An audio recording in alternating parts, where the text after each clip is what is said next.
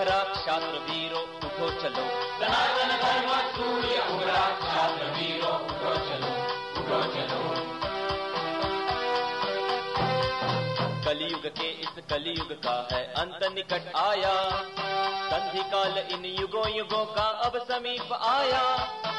साधना के महापर्व को साथ है लाया, सनातन धर्म सूर्य उभरा क्षात्र वीरो उठो चलो। सनातन धर्म सूर्य उभरा क्षात्र वीरो उठो चलो, उठो चलो। पुली रैक है ये, इसमें दोनों ओर आप देखेंगे तो दो पुली लगे हैं, एक तरफ हाथ और एक तरफ पैर बांध के धीरे धीरे उसको खींचना शुरू करते थे। और ऐसे रेफरेंसेस आते हैं कि करीब 30 सेंटीमीटर तक उसको आदमी को खींच देते थे, तब उसकी मौत होती थी इसमें। और इसमें अगर कभी सज़ा को ज़्यादा भयंकर बनाना होता था तो इस पर रोलर्स लगा देते थे। Next please. इसमें वो नॉर्मली उसकी जो आंतें हैं वो इस टेबल के ऊपर गिर जाया करती थी, ऐसे रेफरेंसेस आते हैं हमें।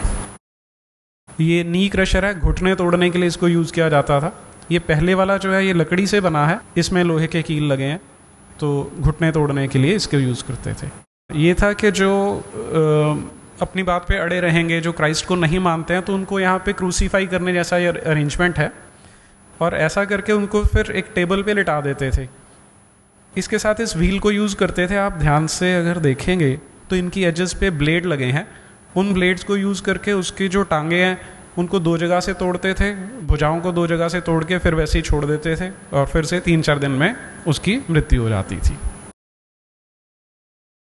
ये जर्किंग डिवाइस है,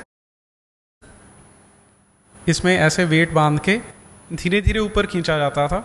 तो जो चर्चेज हैं उनकी जो छत है वो काफ़ी ऊंची रहा करती थी, उसमें खींचते थे। और नीचे करीब अप टू 45 kg तक का जो वेट है, हमारे पास जो रिकॉर्डेड एविडेंस है कि इतना खींच के फिर उसको सडनली छोड़ते थे और ज़मीन से 2 इंच पहले रोक देते थे। तो उस जर्क से जो शोल्डर हैं वो डिसलोकेट हो जाते थे और नॉर्मली इससे लोग मरते ही थे, इससे बच के कोई नहीं आता था। इसे गैरोट कहते हैं। आप वहाँ छोटी जो सीट है उस पर बिठा के ऊपर एक लोहे का आपको रिंग दिखाई दे रहा है, वहाँ गर्दन फंसाते थे और पीछे से वो स्क्रू है जो घुमा के स्पाइनल कॉर्ड को पंचर करके मार देते थे उसे। ये इंक्विजिशन का एक हिस्सा है। इसमें जो डिवाइसेस मुझे जहाँ जहाँ से मिल पाए वो मैंने आपको दिखाए हैं। इसका जो दूसरा हमारे लिए ज़्यादा इम्पॉर्टेंट है वो क्या है कि आप अगर कभी communal and targeted violence bill का टेक्स्ट देखेंगे तो उसमें और इसमें आपको 3 सिमिलैरिटीज़ देखने को मिलेंगी।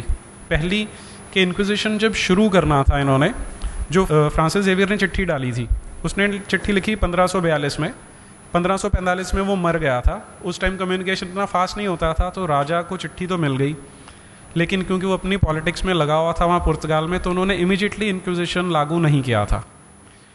वहाँ पर एक पादरी था टॉर्केमाडा नाम का, वो एक लेडी थी। अब इसका पैरेलल हमारे देश से भी ड्रॉ कर सकते हैं कि उस टाइम वहाँ पर उसने एक लेडी को सिखाया था जो रोमन कैथोलिक ही थी कि हमने अगर क्रिश्चियनिटी को बढ़ाना है तो हमें बाकियों को ख़त्म करना पड़ेगा।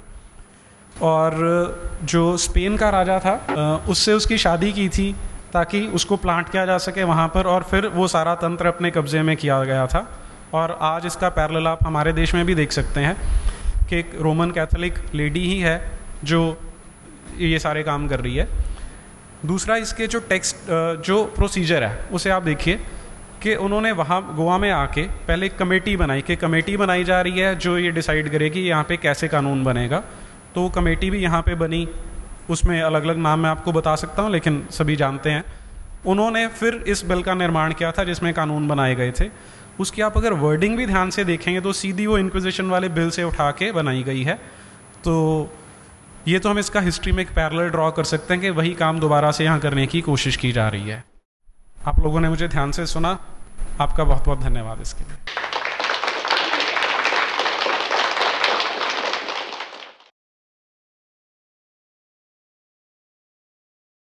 जयतु हिंदू राष्ट्रम, जयतु हिंदू राष्ट्रम। सनातन धर्म सूर्य उभरा क्षात्र वीरो उठो चलो। सनातन धर्म सूर्य उभरा क्षात्र वीरो उठो चलो, उठो चलो। कलयुग के इस कलयुग का है अंत निकट निकट आया, संधि काल इन युगों युगों का अब समीप आया, साधना के महापर्व को साथ है लाया, सनातन धर्म सूर्य उभरा, क्षात्र वीरों उठो चलो, सनातन